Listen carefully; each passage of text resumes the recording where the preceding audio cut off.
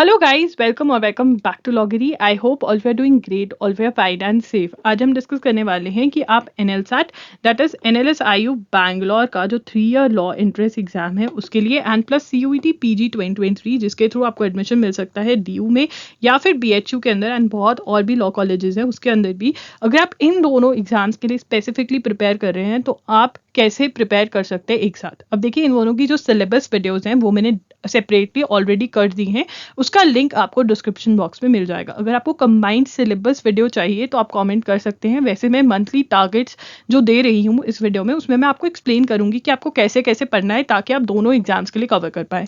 बहुत सारे बच्चे हैं जो एमएचसीईटी जिसके थ्रू की आपकी जीएलसी मुंबई या फिर आईएलएस पुणे में एडमिशन होती है, ठीक है, उसके लिए भी प्रिपेयर कर रहे होंगे। तो आप इन तीनों के लिए भी देखिए, ये वीडियो किसके लिए हेल्पफुल रहेगी। आप एनएलसैट और सीयूटी पीजी के लिए प्रिपेयर करें तब भी आपको हेल्पफुल रहेगी।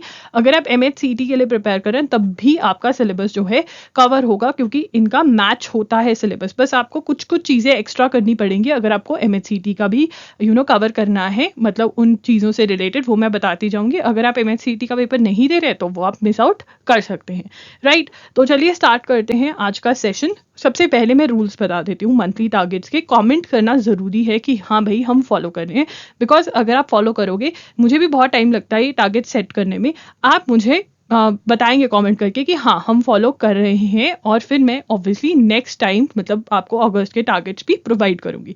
नंबर 1। नंबर 2, अगर आपको कोई भी डाउट आ रहा है कि ये कैसे होगा, ये करना है या नहीं करना, तो अगेन आप कमेंट करके पूछ सकते हो, राइट। तो यहाँ पे एक सरप्राइज भी है एनएलसैट वालों के लिए, वो आपको थोड़ी सी देर में पता चलेगा। Continue watching this video.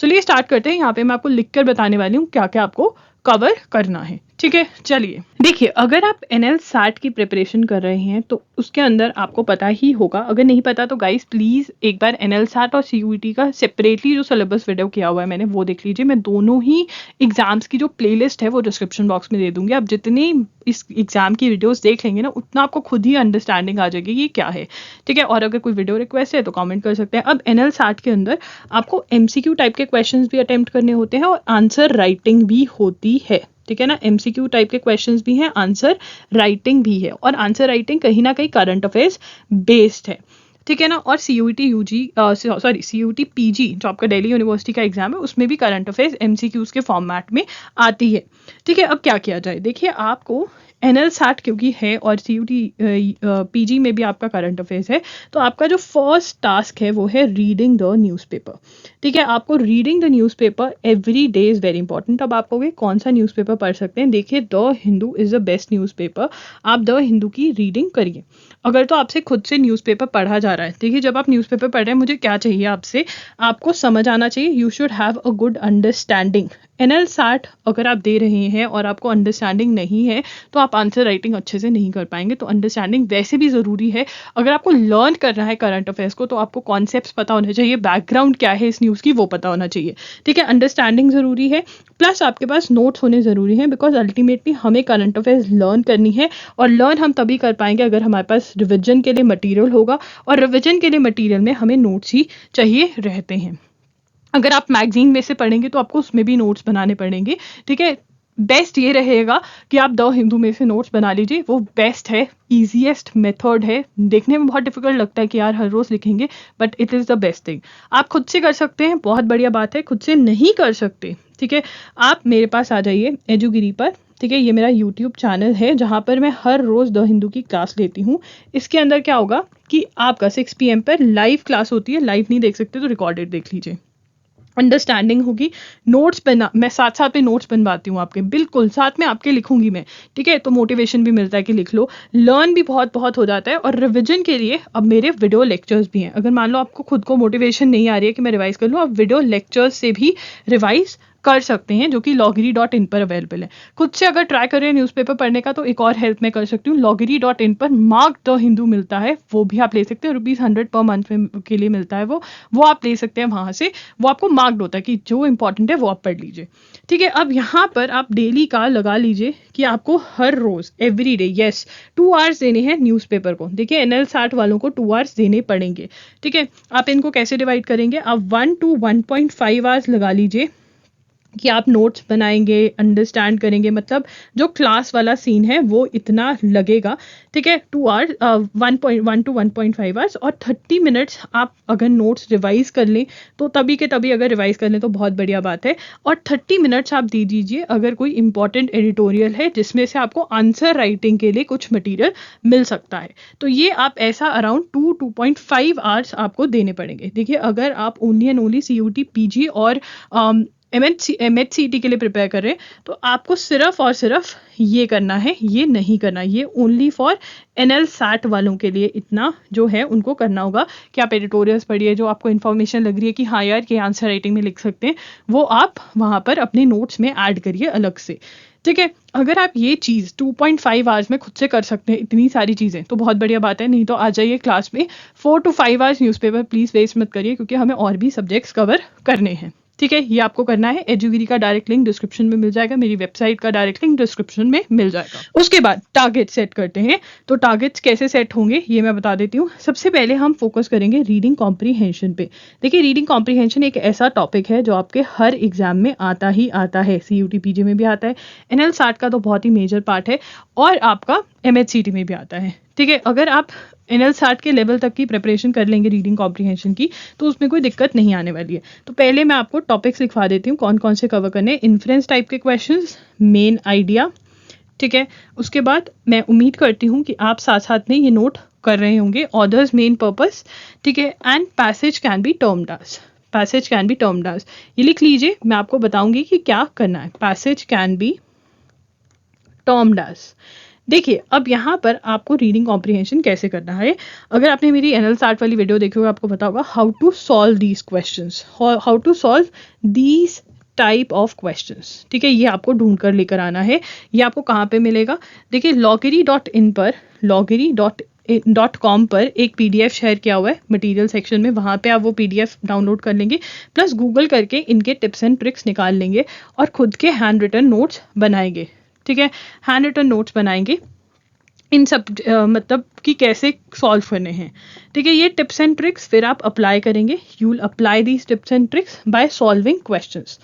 चाहे आप दिन का सिर्फ और सिर्फ 1 आवर ही सॉल्व कर रहे हैं, ठीक है, ये टिप्स एंड ट्रिक्स लगाने के लिए आपको बहुत ज़रूरी है कि आप रीज़न बेस्ड आंसरिंग करें। कौन सी based answering? Reason based answering, जिसका मतलब ये होता है कि जब आप आंसर दे रहे हैं तो आप रीज़न भी दें कि हाँ ये रीज़न है। अगर रीज़न मैच नहीं होता तो वापस जाएं पैसेज पे, पढ़ें उसको कि और रीज़न मैच करने की कोशिश करें।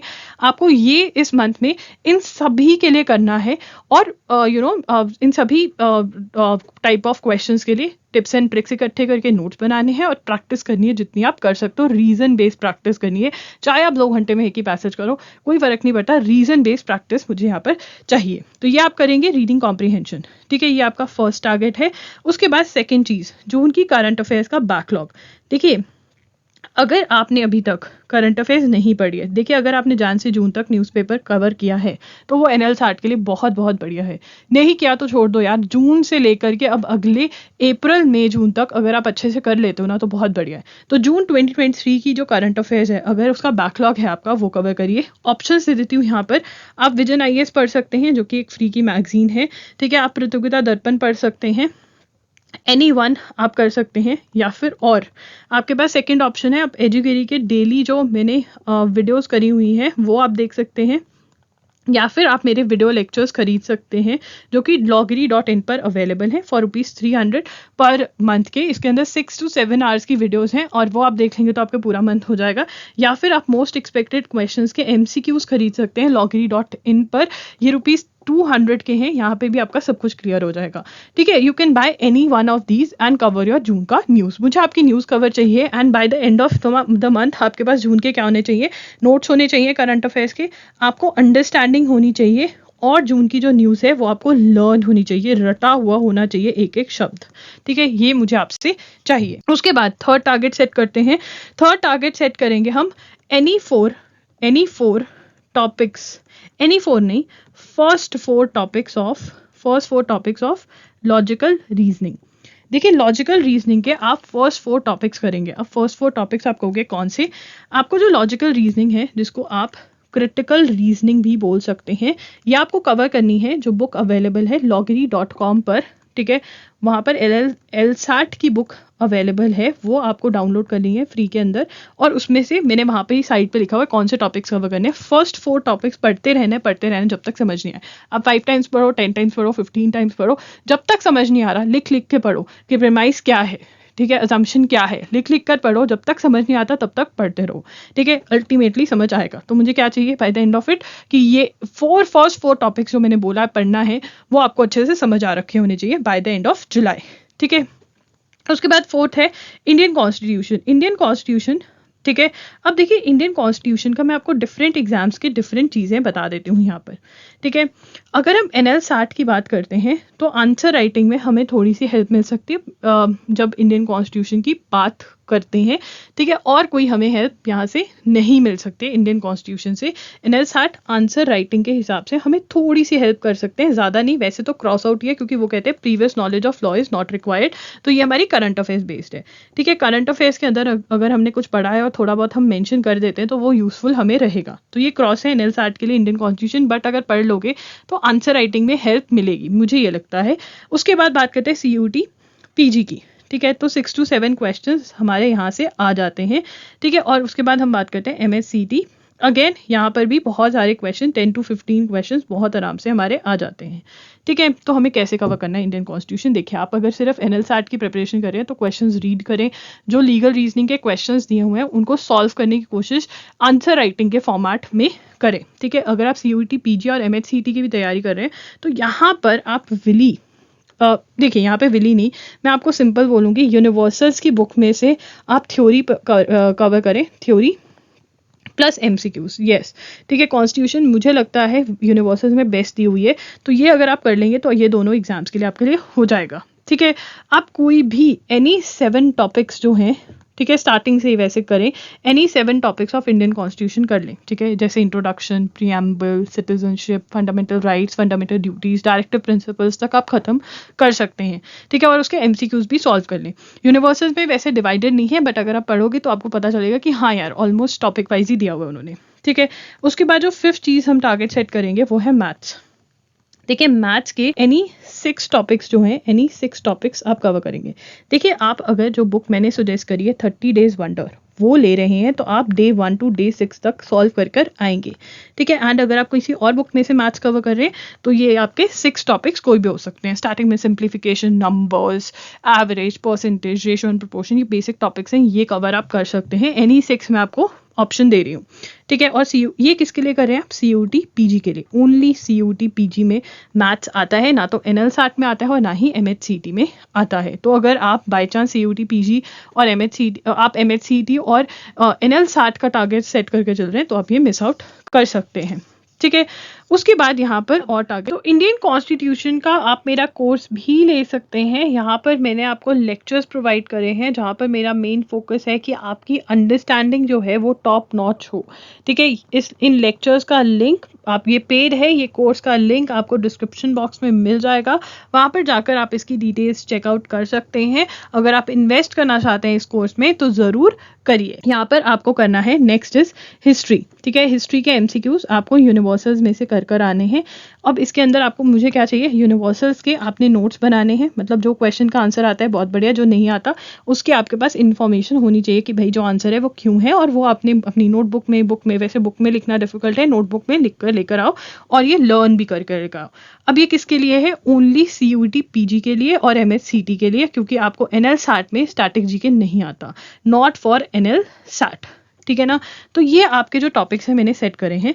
अब ओनली NL-SAT वालों के लिए क्या है, देखिए अगर आप तीनों के लिए प्रिपेयर करें तो बहुत बढ़िया बात है, नहीं तो आप सेपरेटली अगर बनाएंगे तो कंफ्यूजन नहीं होगी, आई प्रॉमिस यू। करके तो देखिए, आपको मैं दे रही हूँ 4 टॉपिक्स, ठीक है। NL-SAT वालों को 4 टॉपिक्स आंसर राइटिंग के लिए जो करंट अफेयर्स बेस्ड हैं, बहुत ही ईजी है।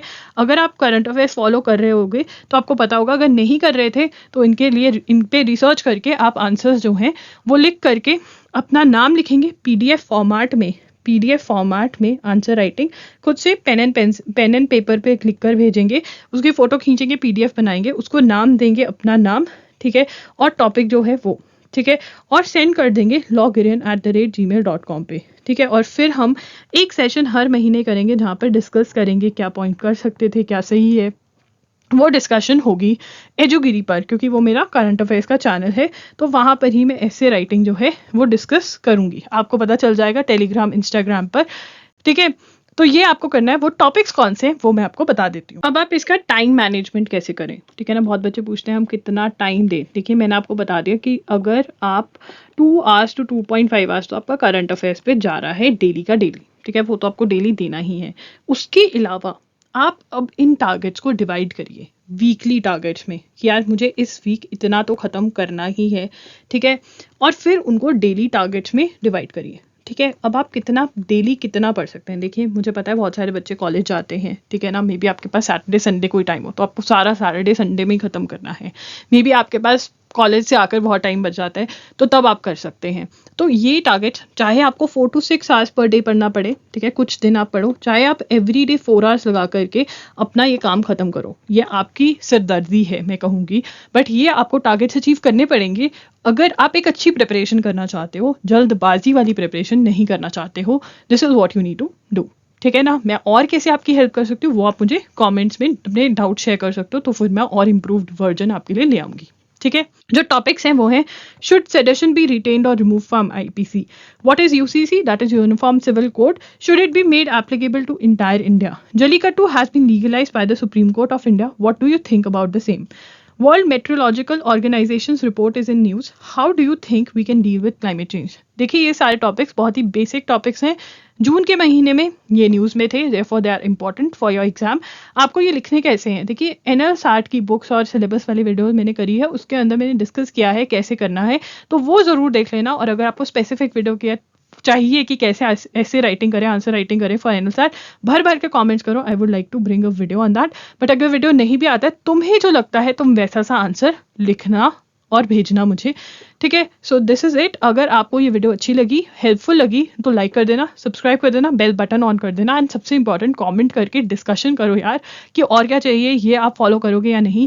टारगेट सेट कर दिया मैंने आपके लिए। इट इज़ वेरी इंपॉर्टेंट कि मैं आपको बता दूं कि जनवरी तक मेरा एम रहेगा कि हम सिलेबस खत्म कर लें, क्योंकि अप्रैल में एनएल साठ का एग्जाम होता है, जून के अंदर आपका एग्जाम होता है फॉर योर CUET, और उसके बीच में कहीं मई जून में आपका MHCT भी हो जाता है। तो हमें जनवरी तक खत्म करना है ताकि फेब से हम अपनी रिविजन, मॉक्स और ये सब कुछ करना स्टार्ट कर दें, राइट। तो येस, कमेंट डाउन बिलो आपका क्या ओपिनियन है, फॉलो करोगे या नहीं। That's it, Loggery signing off, and please loggery.in जरूर चेक कर लेना, वहाँ पे आपको बहुत हेल्पफुल मटीरियल मिलेगा। Bye and take care.